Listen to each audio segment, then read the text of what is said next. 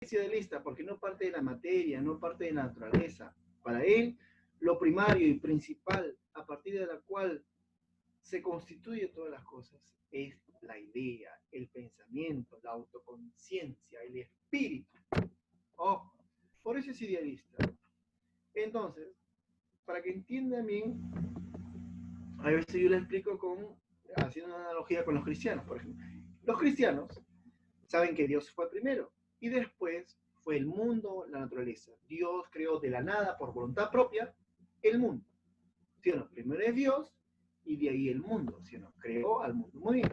En vez de la idea de creación, vamos a manejar en Hegel la idea de enajenación. Ojo. Para Hegel,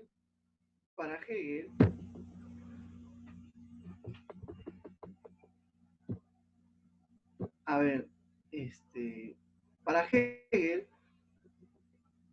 primero existe la idea o el espíritu, ¿no? Y pasa por tres procesos. La idea pasa por tres procesos. El primer proceso es cuando la idea, ¿no? O el pensamiento, o imagínate, ¿no? La conciencia del hombre primitivo, si desde un punto de vista materialista, tenía conciencia, pero no tenía conciencia de que tenía conciencia. No sé si la captas. No sé si me escuchas bien. Ojo, si estoy... Sí. ¿Se me escucha bien? ¿El esto? ¿Sí o no? Bueno, no opina, no sabe. A ver, ¿se escucha el...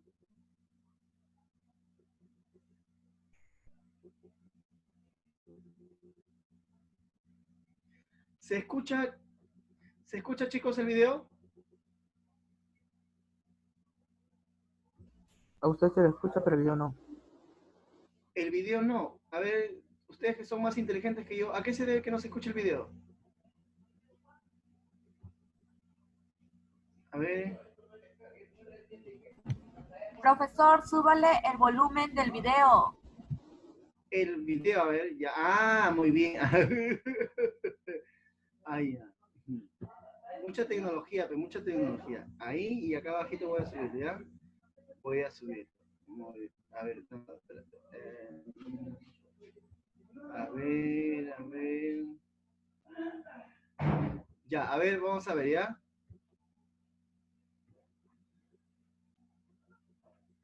Ya está. ¿Qué tal?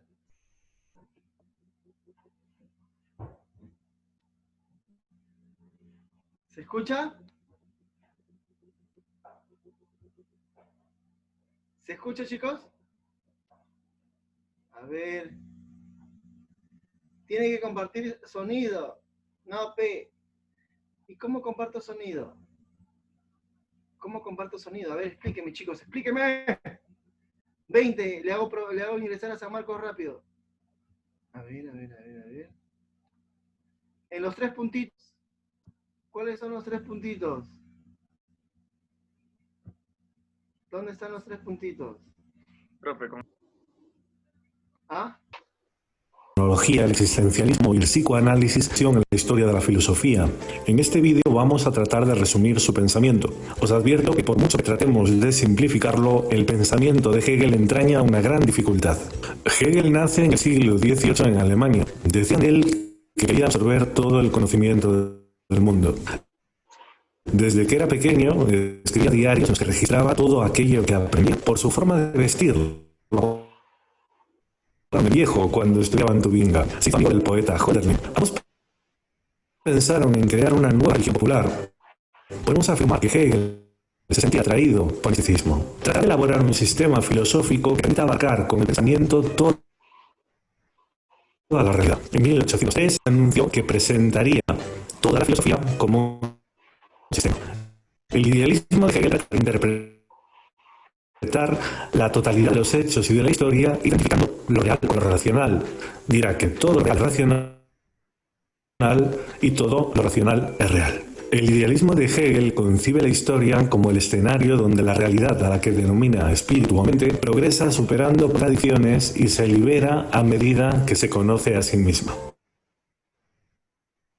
Lo sé, no has entendido nada. Ten un poco de paciencia. Al final del vídeo haremos una comparación con la que entenderás perfectamente a qué nos estamos refiriendo. De momento quédate con que Hegel entiende la naturaleza humana desde un punto de vista histórico. Estarás de acuerdo en que tú eres un ser consciente, inscrito en un tiempo y sabes qué piensas. Pero además está rodeado de otros seres conscientes que saben qué piensan. Entre los seres con autoconciencia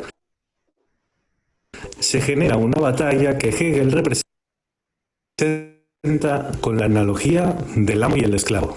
El esclavo que teme a la muerte se somete al amo, quien prefiere la libertad a la vida. Este principio de dominio ha sido la base de las relaciones de violencia en los distintos estamentos jerárquicos.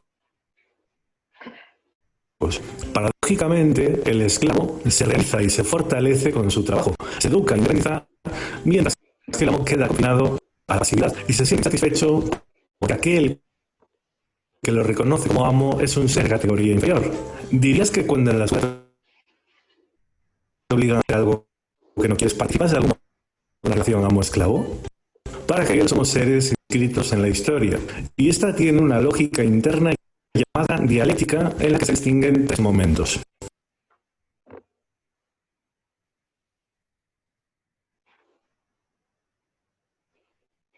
La tesis o afirmación, la antítesis o negación y la síntesis.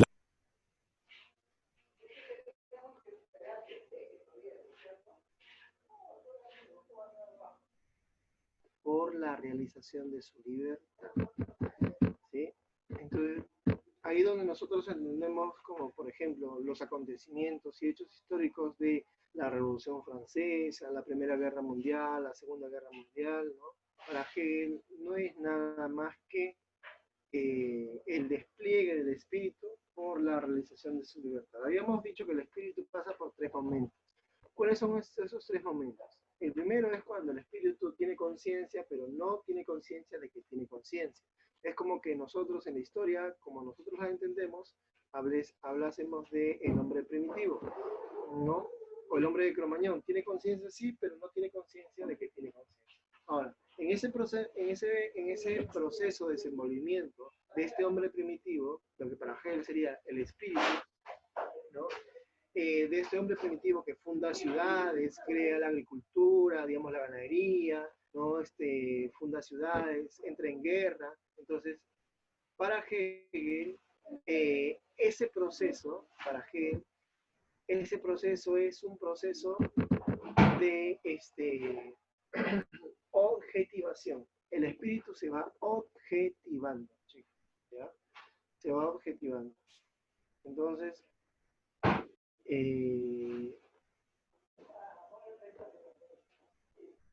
ese es para Hegel, ¿sí? La objetivación. La objetivación para Hegel es el proceso mediante el cual el espíritu se va conociendo, ¿ya? Muy bien. Ahora, ¿qué más? Pero ese es la segunda etapa, ¿no? La tercera etapa es cuando el espíritu, ¿no? Digámoslo así, llega a autoconocerse, ¿no? Llega a la más alta expresión de ese autoconocimiento. Y se expresa de tres maneras. Ese autoconocimiento se expresa como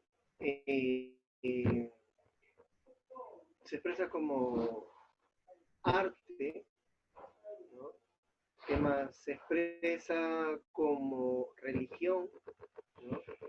Y se expresa como la más alta expresión de esa autoconciencia es el espíritu, la filosofía.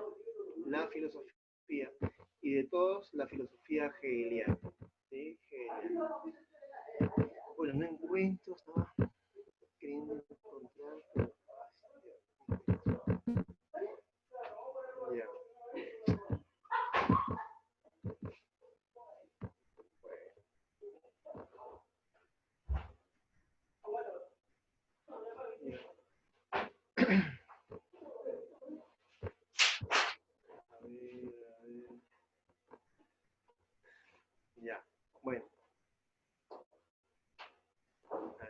ustedes ya. Ah, por ese Vargas, vos ahí dice tesis, antítesis, síntesis, profe, se escucha muy bajo. Ya, ahora se me escucha muy bajo. Ya, ¿cómo es eso de tesis, antítesis, síntesis? Esa es una manera, es un esquema de cómo explicar el método o la concepción de Hegel. Pero ojo, lo que en realidad Hegel cómo concebía las cosas era en contradicción. Lo principal de Hegel es la contradicción. No es tesis, síntesis, antítesis, sino el proceso, porque en la síntesis ahí no acaba ese proceso dialéctico, sino que este proceso dialéctico se puede ver en la naturaleza, en la sociedad, en el pensamiento, sino que, digamos, por ejemplo, en el conocimiento se presenta una teoría, pero esa teoría no es acabada, va a ser criticada, ¿no? Y la crítica vendría a ser una antítesis, y la superación de los dos, ¿no? Es la síntesis, pero esa síntesis se convierte en una nueva tesis, porque ese proceso dialéctico nunca acaba, nunca termina. Igual, en la naturaleza y en la sociedad, ¿no? El proceso de desenvolvimiento de todas las cosas. Ahora, ¿se acuerdan que Emmanuel Kant va a superar al racionalismo y el empirismo, pero plantea una nueva dualidad, que solamente podemos conocer el fenómeno, pero no la cosa en sí? Pero ¿quién logra superar y desarrollar el pensamiento kantiano? El pensamiento kantiano es desarrollado por Hegel. ¿Por qué? Porque Hegel plantea que sí se puede conocer. Sí se puede conocer la cosa en sí. ¿Cómo? Rompe con su dialéctica esa dualidad entre fenómeno y nómeno, entre fenómeno y cosa en sí, y plantea de que el fenómeno es una forma de cómo se muestra la cosa en sí, la realidad. ¿Sí? Oh, ¿se me escucha bien? Sí, ¿no? Digan nomás, a ver, para hablar más alto, no sé. ¿Ya? Oh, muy bien. Muy bien. ¿Qué más? ¿Qué más? ¿Qué más? Hay que tener en cuenta que Hegel representa o es la expresión más alta del pensamiento europeo en esos instantes, pero desde un punto de vista idealista. Hegel va a desarrollar en ese aspecto al pensamiento kantiano, por lo que ya le he dicho. Entonces, y eso es lo que va a tomar Carlos Marx. Carlos Marx, contradicción en todas las cosas, es lo medular de la dialéctica hegeliana, que es lo que va a tomar Carlos Marx, ¿no? Carlos. Muy bien. Muy bien, muy bien. Ahora, digamos, hay, digamos, un texto para compartir. Ahora voy a hablarle de Comte, ¿sí? Augusto Comte. Comte, a ver, no sé si pueden verlo, a ver. Comte, acá está. Ya. Comte es el padre del positivismo, o física social, ¿sí? Su lema es orden y progreso, ¿sí? Ahora, él plantea de que la ciencia debe estudiar lo dado, aquello que se puede ver, observar, cuantificar, medir. Entonces, esta concepción va a influenciar a la psicología en el voluntarismo, en el conductismo. Entonces, el pensamiento positivista es realista, es práctico y es relativista. Es realista porque obviamente solamente podemos conocer la realidad, nada más las cosas que existen, los hechos, lo dado. Es práctico porque tiene fines utilitarios. Ojo, y es relativista porque considera que el conocimiento no es absoluto. Ahora, y va a plantear la ley de los 3 estadios o 3 etapas del pensamiento humano. El pensamiento humano pasa por 3 etapas. Primero, donde está en su infancia, luego donde entra en su juventud y luego cuando entra en la madurez. Madurez es el ideal para Comte. Estadio teológico ficticio, las personas buscaban explicar todas las cosas, pero apelaban a Dios, a la religión. Por eso que si tú lo llevas a Comte, a la selva, miraría a esas personas que apelan a sus tótems, qué sé yo, a esta gente primitiva, gente salvaje, está en un estadio de pensamiento todavía retrógrado, ¿se dan cuenta? Ojo, está en un estadio teológico ficticio, porque apelan para explicar las cosas a Dios. Si, por ejemplo, Comte te escuchara frente a un temblor, que tú dices, Diosito, Diosito, calma tu ira, diría para sus adentros, ay, ay, ay, este tiene un tipo de pensamiento muy arcaico, teológico ficticio. ¿Se dan cuenta? En cambio, si tú, por ejemplo, apelas a la razón, a la filosofía, a las especulaciones filosóficas para poder comprender la realidad, te diría, ya, está en un estadio metafísico o astral. Ya no apelas a Dios y a las religiones, sino apelas a la razón, a la especulación filosófica. Ahora, pero cuando apelas para comprender, para querer conocer la realidad, a la ciencia, a los hechos, a los dados, entonces estás en la madurez. Hay un estadio ahí positivo o científico, ¿sí? Y ahí vamos a ver la clasificación en el orden lógico y en el orden, digamos, efectivamente donde se adquiere el conocimiento, ¿sí? Ojo. La sociología sería la ciencia más alta donde se expresa la mayor cantidad de conocimientos, ¿sí? Muy bien, muy bien, muy bien. Ojo. Otra variante del positivismo es John Stuart Mill y el utilitarismo también, pero eso ya es otra cosa. Muy bien, ahora vamos a ver lo que es el pensamiento de Carlos Marx. Carlos Marx, ¿sí? No sé si le han enseñado a ustedes Carlos Marx. ¿Le han enseñado o no le han enseñado Carlos Marx? ¿Le han enseñado el pensamiento marxista? ¿Sí o no? A ver, chicos, ¿me escuchan o no me escuchan? ¿Me escuchan? A ver, escriban en su chat si no pueden hablar. Suena algo raro. Sí, se escucha bien, profe. A ver, ¿sí? ¿Se me escucha algo raro? ¿Cómo que algo raro? Raro, yo soy raro. Sí. ¿Cómo?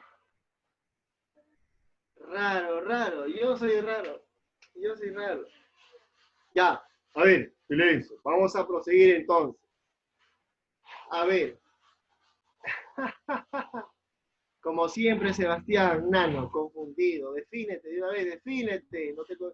No andes confundido por este mundo. Ay. Ahora, ¿qué hacen sus vecinos, profe? Vecino. No, nada. Ya, tranquilo. Qué chismoso es Cristóbal. Como siempre. Hagan volar su imaginación, chicos. Muy bien, Carlos Marx. Hay una visión antropológica, hay un materialismo histórico, hay una alienación, hay muchas cosas, jóvenes, acá. Pero le bajé de volumen.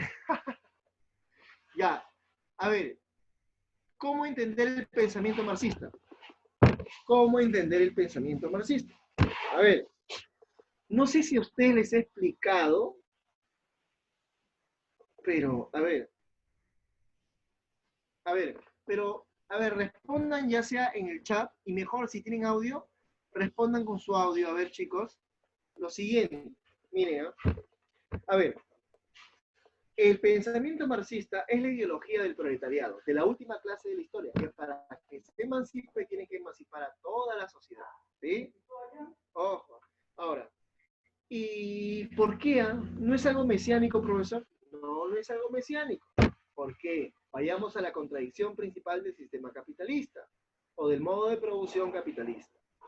Miren, ¿y por qué es una, y antes de entrar a esto, por qué es una concepción del mundo, una ideología opuesta a la que nos enseñan todos los días acá en la academia, en el colegio, en la universidad, ¿no? En nuestra casa? ¿Por qué? Porque mientras que en nuestra casa nos dicen, el trabajo dignifica a las personas, Marx dice, no, es mentira, es falso. El trabajo no dignifica a las personas, al menos el trabajo en esta sociedad no dignifica. El trabajo embrutece, enajena. ¿Por qué? Ahorita lo voy a explicar por qué. Luego, ¿qué más? Mientras que te enseñan que el Estado somos todos, Marx diría, no, el Estado somos todos. El Estado es un instrumento de dominación para someter a una clase sobre otra. La clase que tiene el poder utiliza ese instrumento, que es el Estado, ese poder para beneficiar a unos en contra o en detrimento de otros. Muy bien, muy bien. Mientras que a nosotros nos enseña, estudia, ¿no? Sé el mejor y vas a ver que la sociedad te va a beneficiar, ¿no? Te va a corresponder con un buen trabajo, etc. Eso es mentira, eso es falso, ¿no? Entonces, si no progresas, si no sales adelante, el problema eres tú. ¿Será cierto eso? El marxismo dice, eso es recontra falso. Ese es recontra falso, es una mentira. Ahora, porque algunos dirán, voy a administración de empresa para ser un gran empresario. Y la situación está que Carlos Marx dice, el capital, ¿cómo así los bancos, las empresas, las grandes empresas, tienen tanto capital, tanto dinero? Y Marx dice, el origen de ese capital es el robo, la violencia, la expropiación, la rapiña. Para que, si ustedes quieren ser grandes capitalistas, tienen que robar, corromper, expropiar, violentar. Así es. Es la naturaleza del capital. Es algo inherente al modo de producción capitalista. Ahora,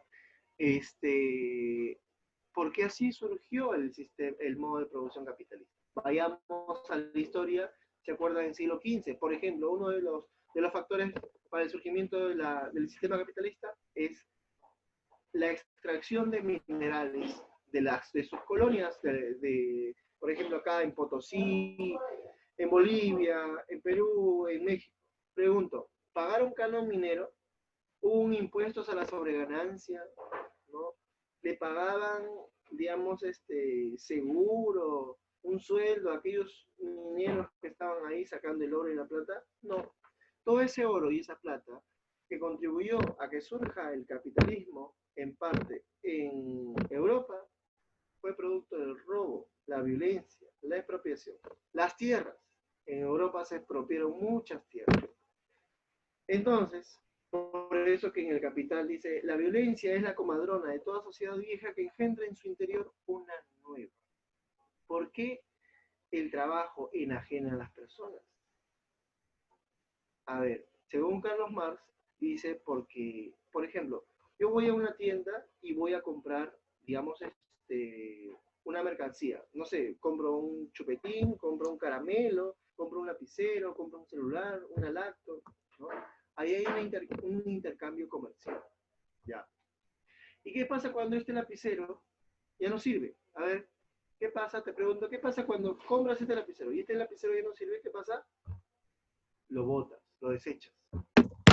Porque ya no te sirve. ¿Sí o no? Ojo. Igual, ¿no? El papel higiénico, ¿sí o no? El papel higiénico lo utilizas, ¿no? Y cuando, una vez que ya has utilizado, ¿no? Ya has utilizado el papel higiénico, ¿qué haces? Lo botas. ¿O lo vas a volver a reutilizar? Puede ser, pero también puedes encontrar otro fin utilitario, pero generalmente lo desecha. Cuando algo ya no sirve, lo desecha. Eso es como lo que sucede con toda mercancía. ¿Sí o no? Ahora, cuando algunos de ustedes ya han trabajado, no sé si ustedes han trabajado, Sí, sí. cuando trabajen, ¿qué va a pasar? Ustedes van a buscar un trabajo, Ojo. Ahora está escribiendo en el chat. Urco ya ha trabajado muy bien, o sea que ya ha sido explotado, enajenado. Muy bien. Cuando uno va a buscar un trabajo, por ejemplo, ¿no? Yo, supongamos, ¿no? Yo voy a buscar trabajo de profesor. Entonces, me contratan. Lo que yo vendo es mi fuerza de trabajo. Puede ser manual o intelectual, pero vendo, me ofrezco, ojo, con toda mi corporalidad. Esto, yo vendo mi cuerpo, porque ahí está, es inherente a este cuerpo mi fuerza de trabajo. ¿Y por cuánto te vendo este cuerpo? Por un tiempo determinado a cambio de salario. Por eso que el proletariado moderno se prostituye, porque tiene que vender su fuerza de trabajo, tiene que vender su cuerpo. Dependiendo de soles más, soles menos, de su experiencia, etc., de su currículum. Ahora, de su qué tanto calificado es su trabajo. Pero, digamos que ustedes saben que si hay más profesores, ¿qué pasa con el precio de esta fuerza de trabajo, de mi fuerza de trabajo? ¿Aumenta o disminuye? Ojo, economía, ¿qué saben? ¿Qué pasa con el precio de mi fuerza de trabajo? Disminuye. En cambio, si en Lima el único profesor soy yo y muchas instituciones quieren un profesor como yo, entonces ¿qué pasa con mi fuerza de trabajo? Sube, ¿sí o no? ¿Se dan cuenta?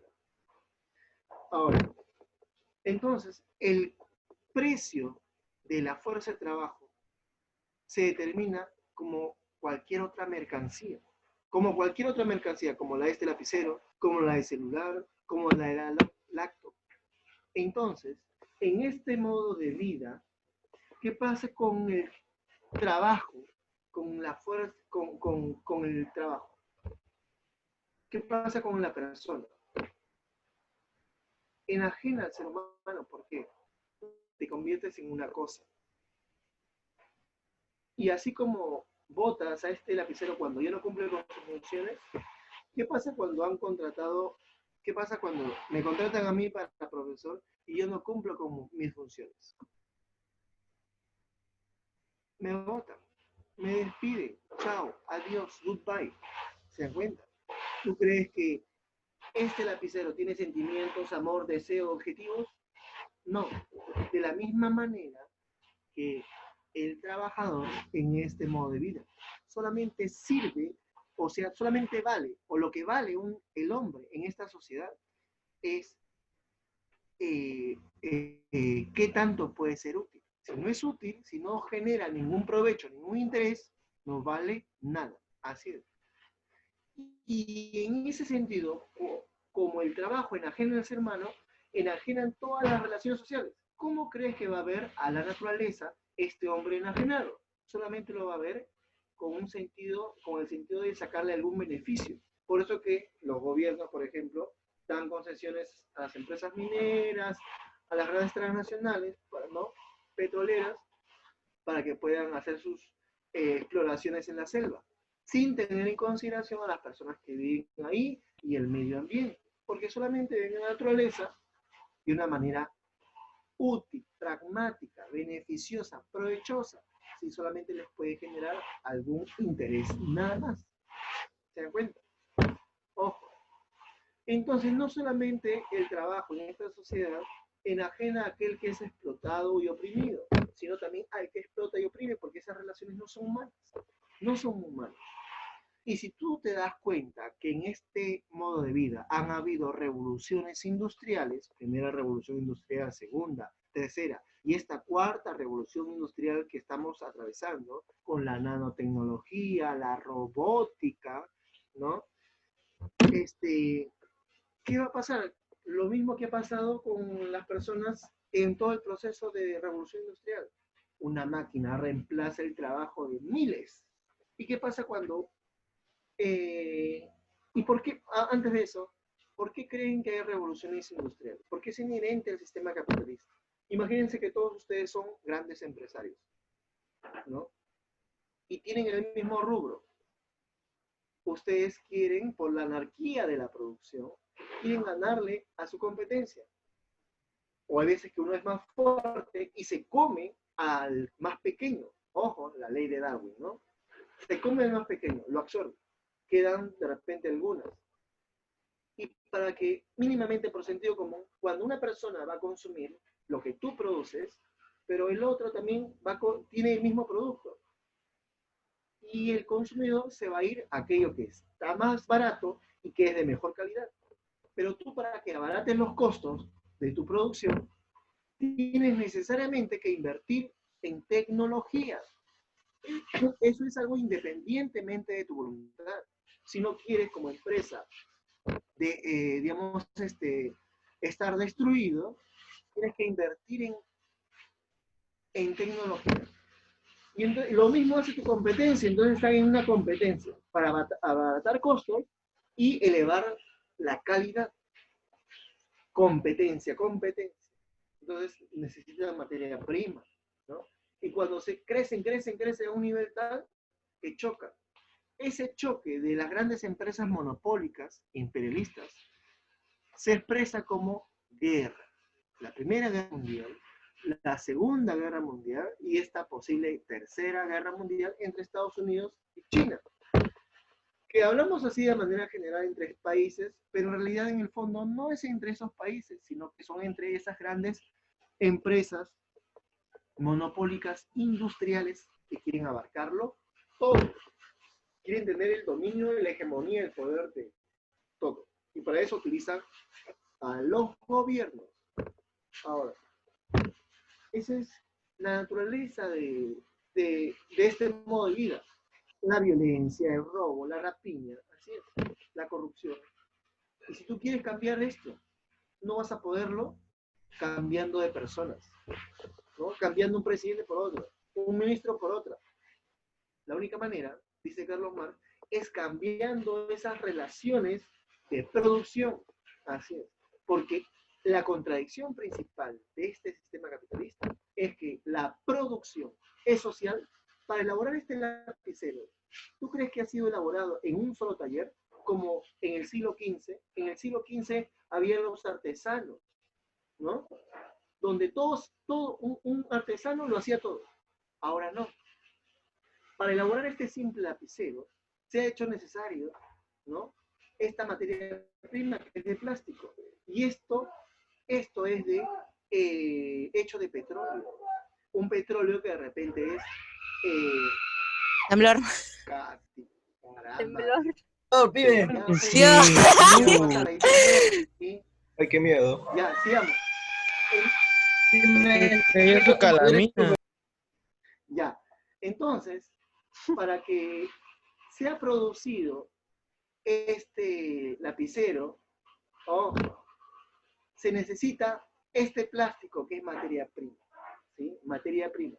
Y este plástico es producto del petróleo. Imagínense quiénes han procesado este petróleo para que sea plástico. Y ahora, imagínate el petróleo de dónde ha provenido. De un país árabe, ¿sí o no? Ojo. Para eso también se ha necesitado esta tinta. ¿Y esta tinta de qué otro país? Imagínense, y otros obreros. Ojo. ¿Se me escucha o no se me escucha? A ver. Sí se le escucha, profe. Temblor, temblor. Es zapaca. ¿Qué fue? Que siga la clase. ¿Sintieron el temblor? Ay, ay, ay. Ay, ay. Más miedoso. ¿Se me escucha? ¿Se me escucha, chicos? ¿Se me escucha? Sí, profe, sí se lo escucha. ¿Se me escucha normal o entrecortado? Sí, profe, se le escucha normal. Escucha normal, profe. Yo les Normal, escucho profe. entrecortado. Ay, ya, bueno. Si me escuchan normal... Es el profe. Yo le escucho entrecortado. A ustedes. Ah, ya, no paro, sigo, muy bien, ya, muy bien. Entonces yo les decía que para elaborar este lapicero se ha hecho necesario un sinfín de trabajadores de diferentes países. Entonces Carlos Marx descubre que en este modo de vida la producción es social, pero la apropiación es privada. Tú no puedes acceder a este lapicero si no tienes plata, money, dinero. ¿Se dan cuenta? Pero ¿cómo voy a tener dinero si me han despedido del trabajo? Y si ha sido, digamos, la robótica no la tecnología que me ha despedido. Entonces el modo capitalista entra en una contradicción. Y entonces solamente se va a poder resolver esa contradicción cuando no solamente la producción sea social, sino también la apropiación no sea privada, sino también sea social. Sea social. Entonces, cuando la propiedad no sea privada, sino sea social, va a cambiar esa situación. Pero para que eso cambie, un papel muy importante la tiene el proletariado. El proletariado, como dice en el manifiesto, dice, no tiene nada que perder con una revolución. Lo único que puede perder son cadenas de hambre y explotación. Ojo, es más, tiene un mundo que ganar. Proletario de todos los países unidos. Solamente con una revolución se puede cambiar esta sociedad. Nada más. Y es la dinámica de toda sociedad dividida en clases sociales.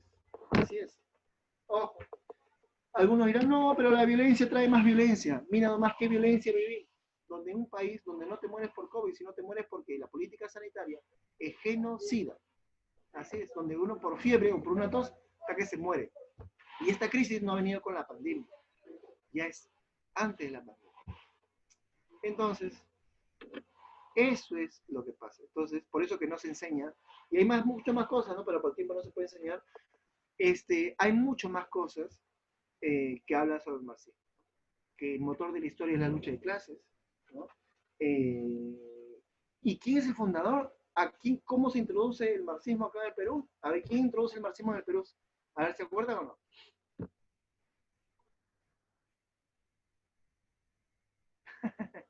¿Quién introduce?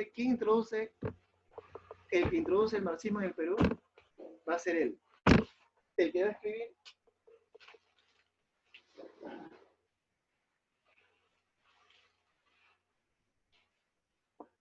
Vamos a ver aquí una fotito. A ver. No sé si ven. A ver. ¿Se ve o no se ve? A ver, voy a dejar de compartir ya.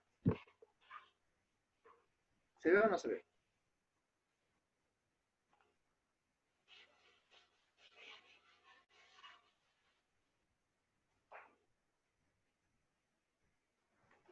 ¿Quién es él? ¿Quién es él? Él.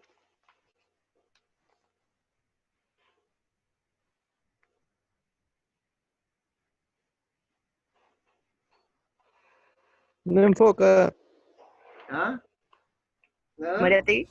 María, Claro, pues. Miren la generación de cronistas. Ahí está Vallejo también.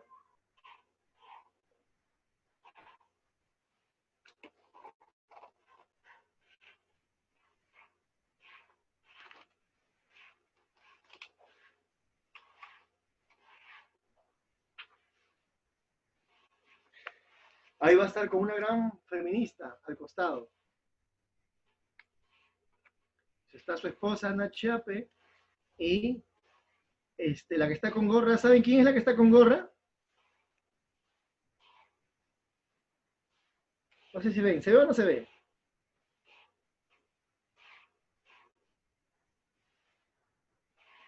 La que está con gorra es...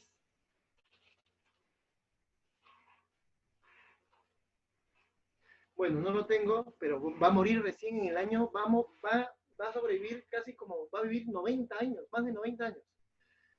Y es Ángela Ramos. Ángela Ramos, cheque. Si ustedes supieran quién fue Ángela Ramos, bueno, él es el que va a introducir el marxismo en el Perú. ¿Y quién lo va a desarrollar? Pero bueno, sigamos. Ahora vamos a hablar de Friedrich Nietzsche. Bueno, estábamos acá con el PPT, no lo había mostrado, lo voy a mostrar, de Marx. Él he subido también en intranet para que ustedes de repente puedan darse cuenta. A ver. Ay, ¿qué he hecho? No quiero ver esto de acá. Ya está. algunos esquemas, estructura y superestructura, fuerzas productivas y relaciones de producción. Estas relaciones de producción capitalista ya no corresponden a las nuevas fuerzas productivas, por eso es necesario un cambio social, ¿no?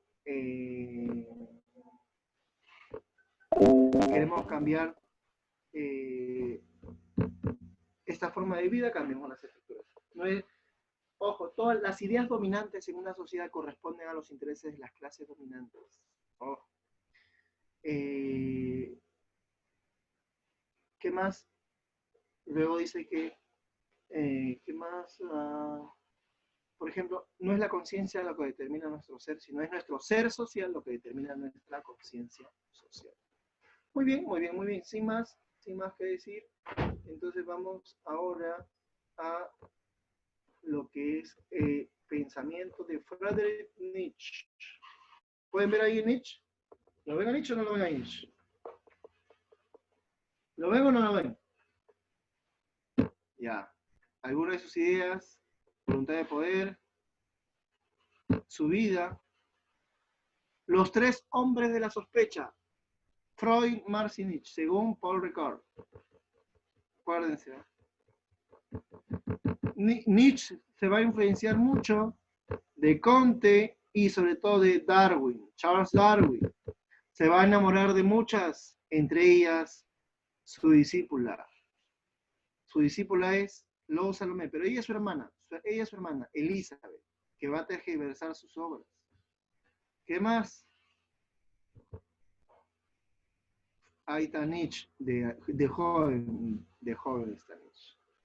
Su amigo Wagner se va a enamorar de su mira, se hace amigo del gran músico Wagner y de su esposa Cosima. Era su esposa, pues, ¿no? ¿Verdad, no? De la que se enamora de la esposa de Wagner, miren, ahí está. Ella es la esposa. Oh, miren, ¿qué más?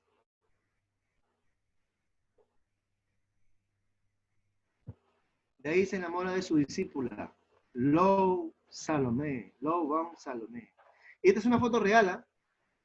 Parodiando, criticando Lowe Salomé el modo de pensar de Nietzsche, porque Nietzsche decía, si te vas a juntar con mujeres, nunca olvides el látigo. Yo les voy a presentar acá, antes de avanzar, ¿no? Y ese es Nietzsche cuando está enfermo. Para entender a Nietzsche es necesario leer unas cositas, unas cosillas que espero más o menos entiendan. Si ustedes buscan ahí, porque alguien me puede decir qué significa Dios ha muerto. Ajá. ¿Alguien me puede decir qué significa Dios ha muerto?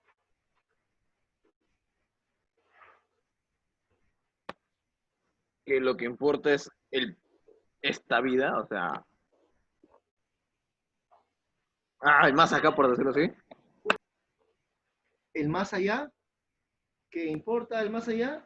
No, el más acá. O sea, lo que se haga en esta vida. Algo así, no sé cómo explicarlo. Ya, ahorita yo les voy a compartir el fragmento ¿Cómo decir? de la obra La Bella Ciencia. Yo lo tengo, bueno, está allá están mis libros, si no les enseñaría. Pero acá en internet lo vamos a encontrar, ¿ya? Que se llama, que dice, murió de sífilis. La sociedad lo ha matado. No hay un mundo perfecto. Miren, a ver, para que ustedes más o menos vamos a buscar a Nietzsche, parágrafo, el loco, parágrafo 125. Ya. A ver, ahorita les voy a mostrar este pasaje que es hermoso, bello y enigmático porque nadie sabe, o sea, nadie tiene la certeza de saber ¿Qué es lo que dice ahí, no? Ay, ay, ay. No, que se demora, ese es lo malo.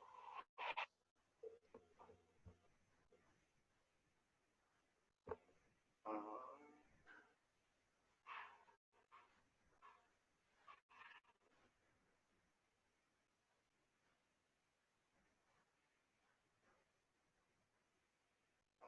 A ver.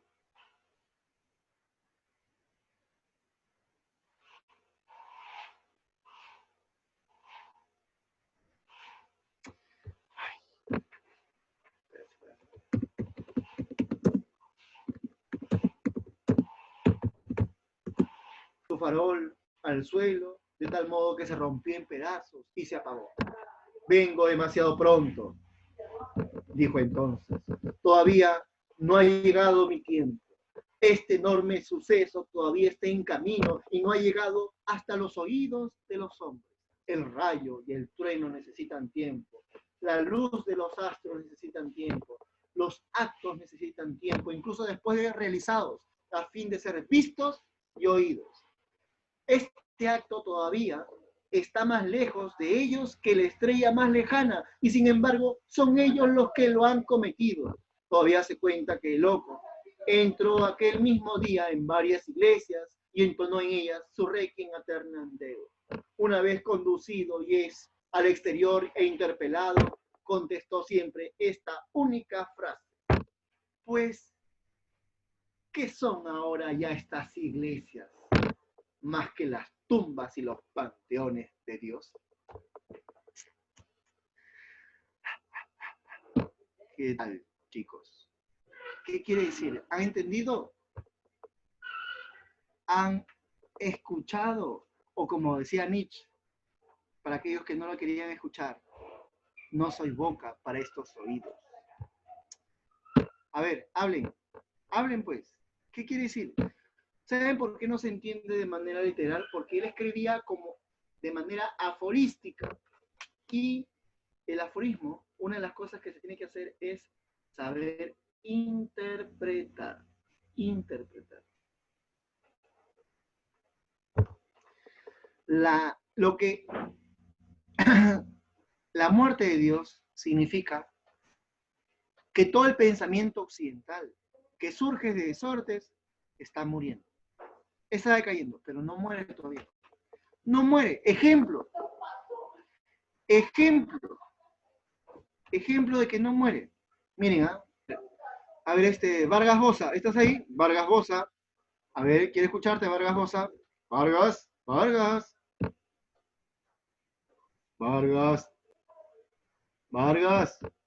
Sin audio. A ver, ¿quién tiene audio? A ver, A ver. Solís Melgarejo. Dígame, profe. ¿A qué carrera va Solís Melgarejo? Medicina. Medicina. ¿Tienes alma, sí o no? Sí. Si ves a un pobre y tienes plata en los bolsillos, que pide limosna, ¿le das? Sí. Ya ves, todavía Dios no muere. Está en la mente de esa alumna, según Nietzsche. Nietzsche decía, cuando se da esa situación, yo no soy tan pobre para dar limosna. Así es. Según Nietzsche, aquella persona que da limosna necesita de esa persona que padece, que sufre, para que pueda sentirse bien. Ojo, ¿qué acto más despiadado, dice Nietzsche, del dar limosna? Así es. Necesita de esa persona que sufre, que padece, para ganarse un terreno en el cielo y sentirse bien. O sea que utiliza a esa persona que sufre para que la persona que esté dando limosna se sienta bien en la conciencia. Qué despiadado. Entonces, pero bueno, ven, no muere Dios. La metafísica, o sea, cuando dice muere, la muerte de Dios no significa de que Dios, como entendemos todos, muere, sino que esa metafísica del más allá, del mundo de las ideas y todo lo que significa, no muere todavía. Está muriendo, pero no muere. ¿Cuándo te darás cuenta, dice Nietzsche, que este es el único mundo? No existe el mundo de las ideas. Este es el mundo terrenal, es la única vida que vas a tener. Y de ahí entender eso implica el eterno retorno a lo mismo. ¿Qué es el eterno retorno a lo mismo? Una de sus ideas más geniales. Y que le voy a, es breve nomás, ojalá que la encuentre. Se llama Nietzsche, voy a buscarlo acá, Nietzsche, el peso más grande. Está también en la obra La Gaia Ciencia. Y lo escribe de manera aforística. Yo lo voy a traducir después, pero vamos a ver. Era el peso, ¿no? El peso, Nietzsche, el peso, y lo pesa. A ver, ¿qué entiendes tú?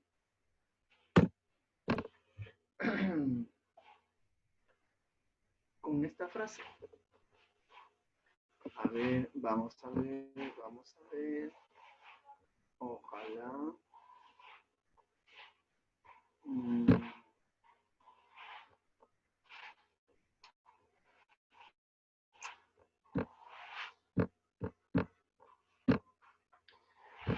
A ver. Ábrete. Cedemos. ¿Nadie quiere donarme una lacto, por favor? Nadie se apiada de mí. Nadie quiere darme una limosna. Ay, las cosas. A ver, vamos a compartir, a ver. Ahí está, el peso más grande. Ahí está, pero está en otra chiquita, la voy a agrandar, ¿ya? A ver, ¿dónde está? Ay, no,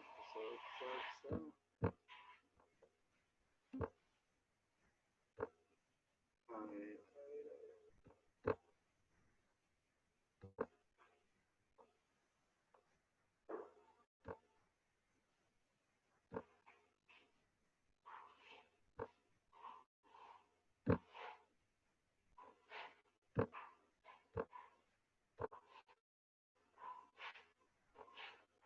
Ay, Dios.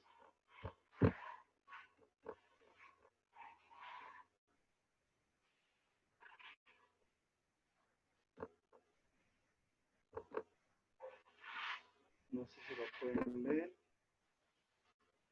Justo ahí. ¿Sí lo ven, no? ¿Sí lo ven, chicos? ¿Sí, no? Sí, profesor. ¿Sí lo ven, no? Ya, lo voy a leer. ¿Listos? ¿Listos? ¿Me escuchan? ¿Sí, no? Ya. Ahí dice. Ay, no. Pesado.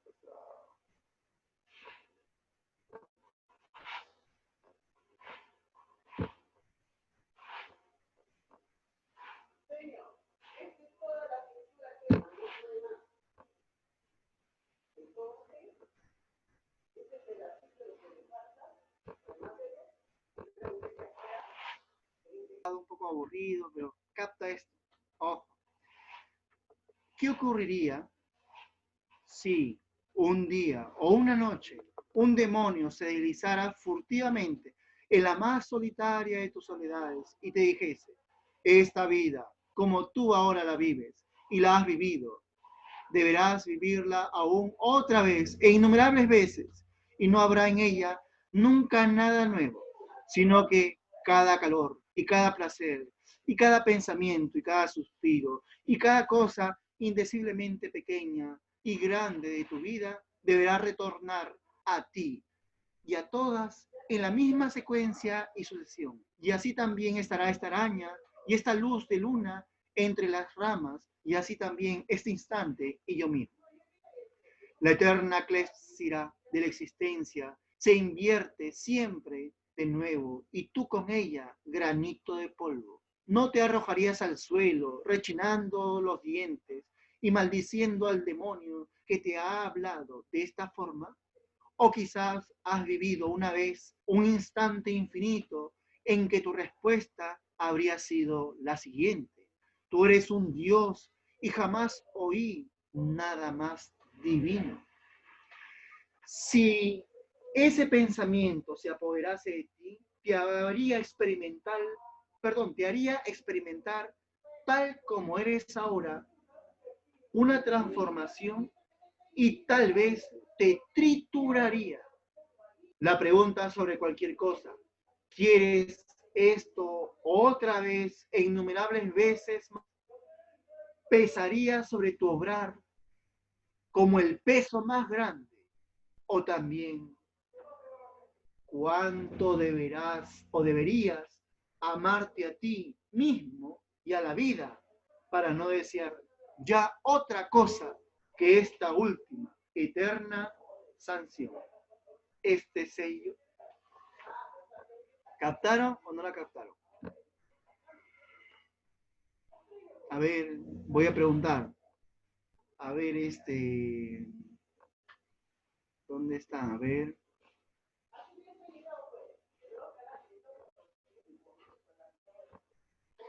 A ver, ¿dónde están? Voy a preguntar. ¿Dónde están ustedes? A ver. A ver. Aliaga Ramírez. ¿Cómo estás, Aliaga Ramírez? Aliaga Ramírez. Aliaga. Buenas tardes, buenos días, buenas noches, Aliaga. ¿Dónde está? Muy bien. Alison Palomino, ¿cómo estás, señorita? ¿Cómo estás? Alison. Alison, deja de comer, te estoy hablando. Estoy respondiendo. No quiere, dice, no quiere. Ah, ¿No me perdón. escuchas? Ya, ¿me escuchas? Sí, ¿no? Sí. ¿Qué has entendido? Nada. Habla. Ya, te digo de esta manera. ¿Qué pasaría, qué harías tú si vas a una clínica y te dicen tienes un cáncer terminal y tienes 2 días de vida? ¿Qué harías con tu vida? Pero primero que sería ¿Cómo? irme de viaje, disfrutar esos últimos 2 días. ¿Irte de viaje a dónde? A mi abuelita, ¿Cómo? al campo. A tu abuelita. ¿Qué le dirías a tu abuelita? No sé. ¿Que lo quieres, que la amas, sí o no? Me despediría y que le diría que me extrañara, que le extrañaba mucho. ¿Y por qué no lo haces ahora? Es que tengo miedo de contagiarla y que su vida sea más corta. ¿No piensas que puedes morir mañana? Todos podemos morir en cualquier momento. Pero tú, ¿Sí?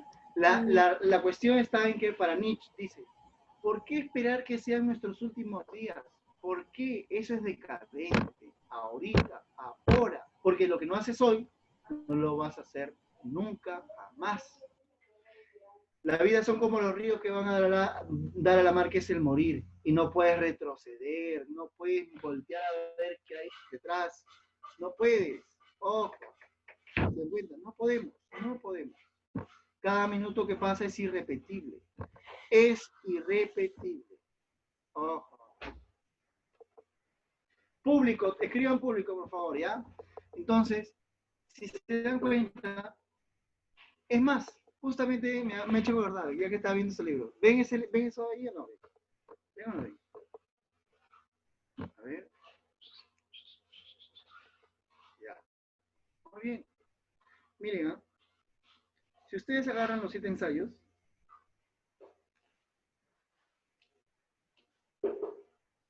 la primera página de la introducción, mira, es una dedicatoria de la obra de Nietzsche, del viajero y su sombra. Y dice ahí, en la introducción,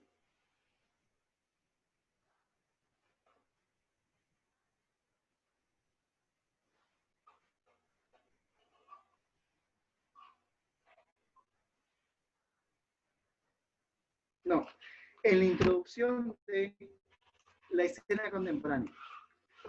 Acá cita una obra de Nietzsche que es El viajero y su sombra, y está en alemán.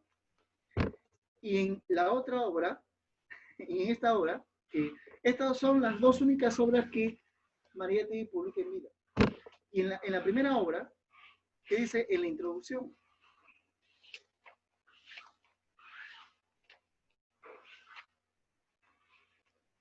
dice,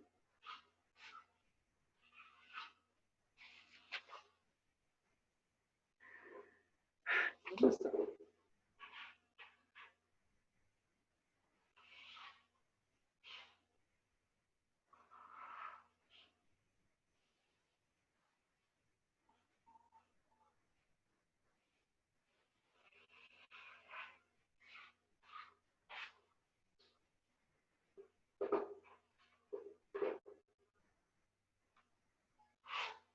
¿Dónde está? Dios mío, no me puedes hacer esto, Dios.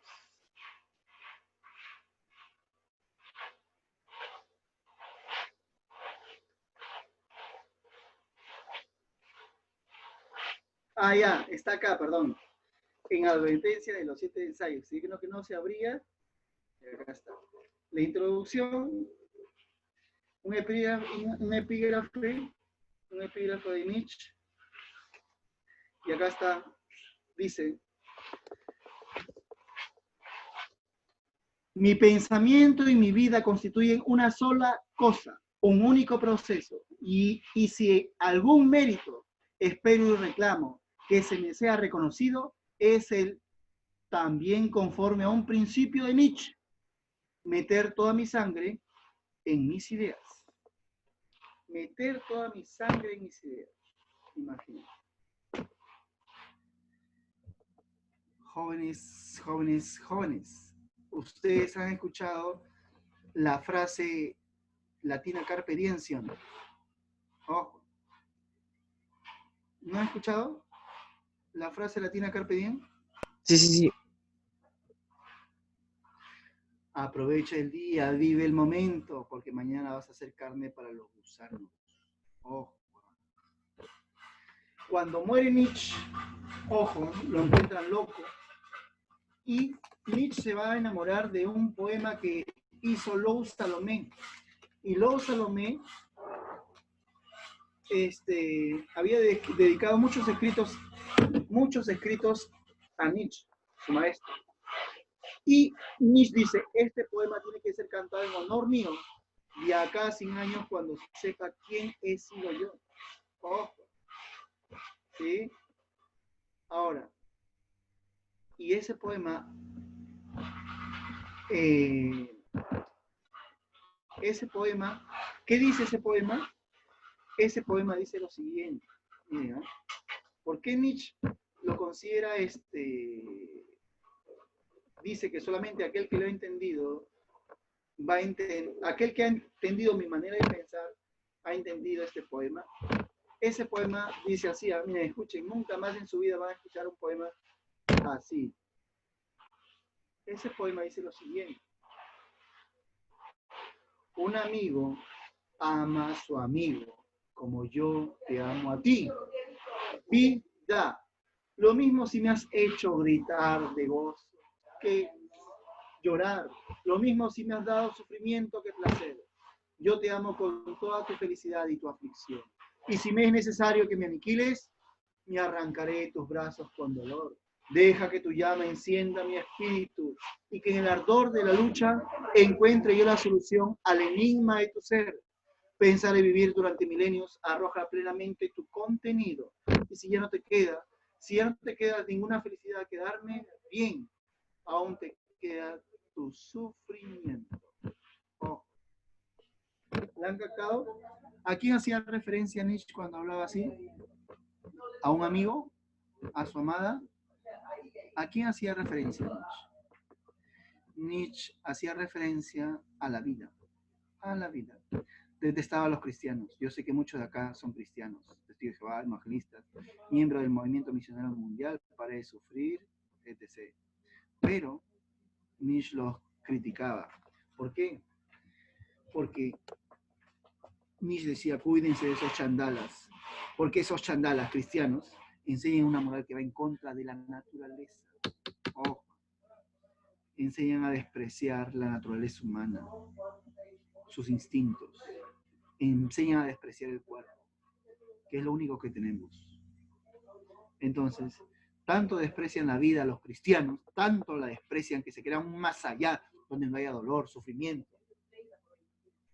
El dolor no es una objeción contra la vida, decía Nietzsche, sino un presupuesto de ella. Si no, la vida no empezaría con el llanto de un niño y antes con el dolor de la parturienta.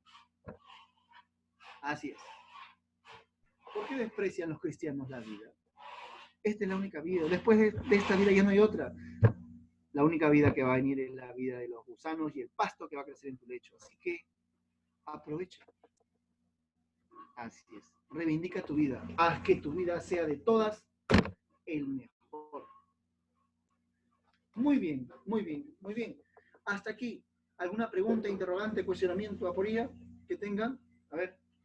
Vamos. Tienen que participar, no se tienen que quedar dormidos. A ver. Hay dos que quieren entrar a... Ya bueno. Hakuna Matata. ¿Qué es Hakuna Matata? Ya. A ver, voy a preguntar. Pregunta de examen de admisión. A ver. Kutipa Samayoa. ¿Cómo estás, Kutipa Samayoa? Kutipa Samayoa. Sí, Hola, ¿cómo estás, Kutipa? Te habla Nietzsche. ¿Me escuchas? sí. Muy bien. Te pregunto, ¿qué significa carpe diem? Mm,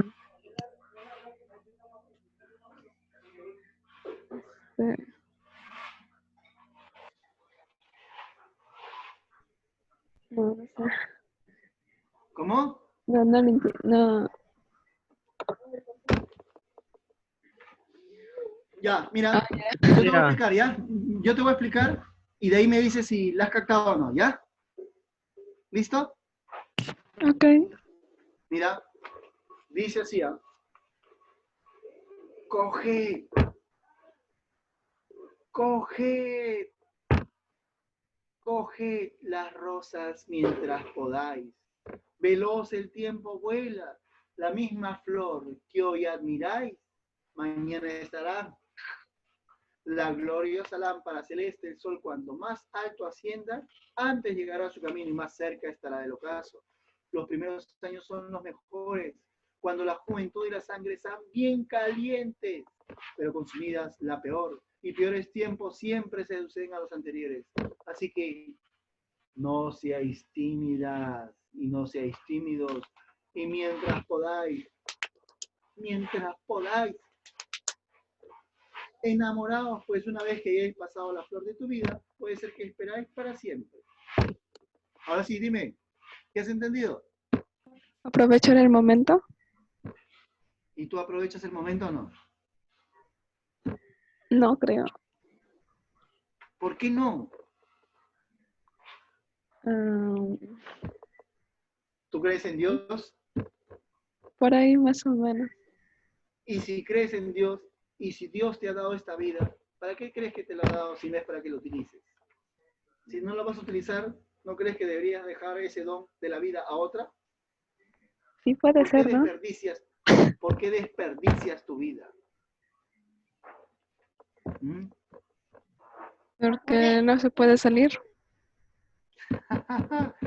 No se puede salir, pero si Dios te ha hecho, si tú crees en Dios, ¿Dios te ha hecho libre o no? Sí, pero ¿Pero qué? ¿Pero qué? ¿Pero qué? ¿Cuál es tu objeción? me puedo enfermar afuera. No me quiero morir. Ah, ¿no te quieres morir? Vas a morir. De todas maneras, sí. Entonces, más temprano, no más tarde, vas a morir. ¿Y qué? ¿Piensas que vas a resucitar seguro? ¿O te vas a reencarnar? No sé. Esta es la única vida. Así es. Cuidado que cuando quieras hacer lo que deseas, ya sea demasiado tarde. Ese es el modo de pensar de Nietzsche. No hay que ser decadentes. ¿Por qué esperar el último día? Recién cuando estés ya en la cama, ya últimos minutos para irte al infierno o al cielo, recién le vas a decir a las personas que quieres que lo amas. No, ¿sí o no? No. Muy bien. Vamos a preguntar a otro. A ver, ¿a quién? ¿A quién? A ver, la última pregunta. A ver, Selene Porras. ¿Está ahí Selene Porras o no está Selene Porras? No está Selene Porras, está comiendo su pollo. Muy bien. A ver, Toledo Navarro. ¿Estás ahí, Toledo Navarro? Toledo.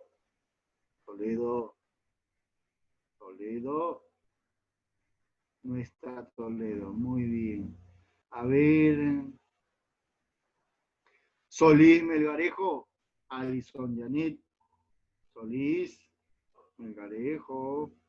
¿Se encuentra o no se encuentra? Dígame, No profe. está. Muy bien. ¿Qué es el superhombre? Para Nietzsche. Es la mejor versión de nosotras. ¿En qué consiste esa mejor versión? Dejar los valores que nos da la iglesia y la sociedad. ¿Cómo cuáles?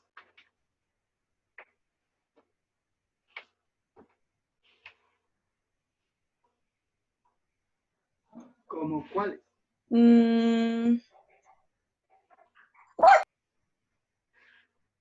Tu perro ha respondido.